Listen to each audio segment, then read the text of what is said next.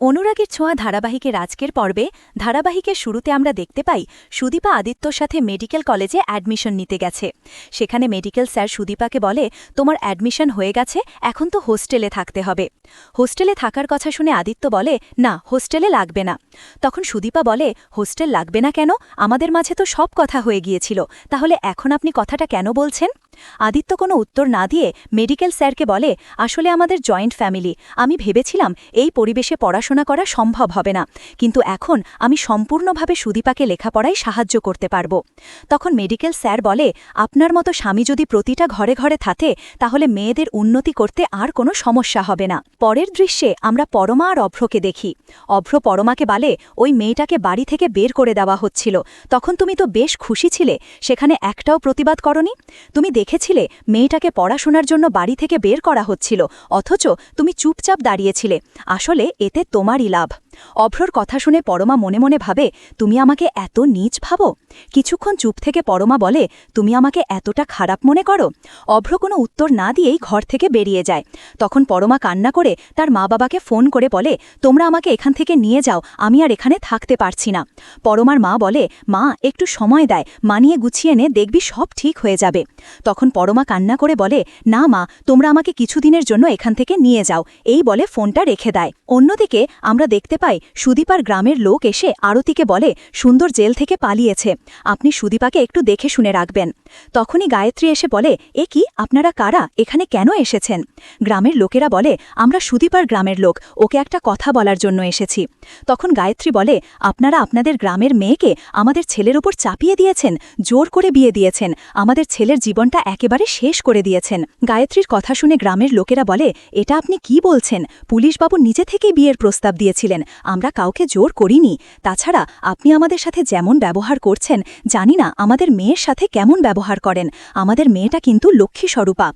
এরপর আদিত্য আর সুদীপা এসে যায়। গ্রামের লোকদের দেখে সুদীপা বলে, এ কি, তোমরা এখানে? তখন তারা বলে, তুই ভালো আছিস তো মা? সুদীপা বলে, হ্যাঁ, আমি অনেক ভালো আছি, তোমরা আমার জন্য চিন্তা করো না, এখন তোমরা এখান থেকে চলে যাও, আর কথা বাড়িও না। তখন গ্রামের লোকেরা বলে, সুন্দর জেল থেকে পালিয়েছে, এই কথাটাই শুধু বলতে এসেছিলাম। কিছুক্ষণ পর আদিত্য গ্রামের লোকদের জন্য জল আর মিষ্টি নিয়ে আসে। তখন গ্রামের লোকেরা বলে, আমাদের জন্য এত আত্মীয়তা করতে হবে না, তুমি শুধু মেয়েটার একটু খেয়াল রেখো।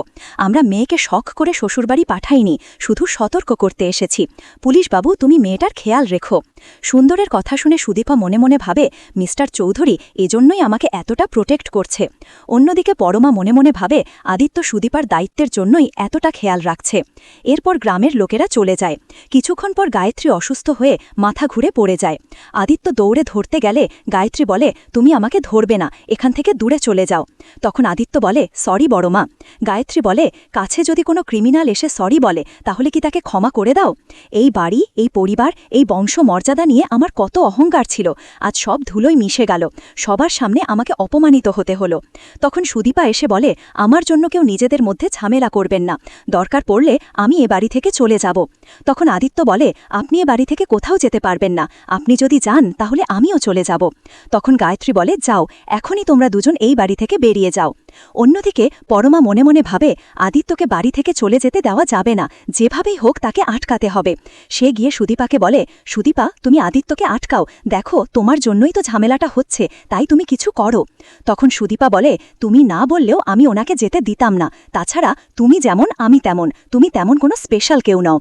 এরপর দেখা যায় সুদীপা ঘরে বসে আছে। তখন ইন্দিরা এসে তার ব্যাগে খাবারের টিফিন রেখে বলে, এই বাড়িতে আমি তেমন কিছু করতে পারি না, তাই শুধু খাবারটা দিয়ে দিলাম, খিদে লাগলে খেয়ে নিও। ইন্দিরার কথা শুনে সুদীপা ইন্দিরাকে জড়িয়ে ধরে কান্না করে। তখনই আদিত্য এসে যায়, ইন্দিরা ঘর থেকে বেরিয়ে যায়। আদিত্য তখন সুদীপাকে থ্যাংক ইউ জানায়।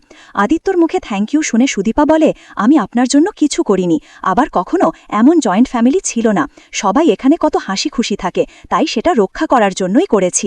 আমি ভুলিনি, আপনার জন্য আজ আমার বাবাকে হারিয়ে যেতে হয়েছে, আর এখন আপনি সবার সামনে আদর্শ স্বামী হবার চেষ্টা করছেন।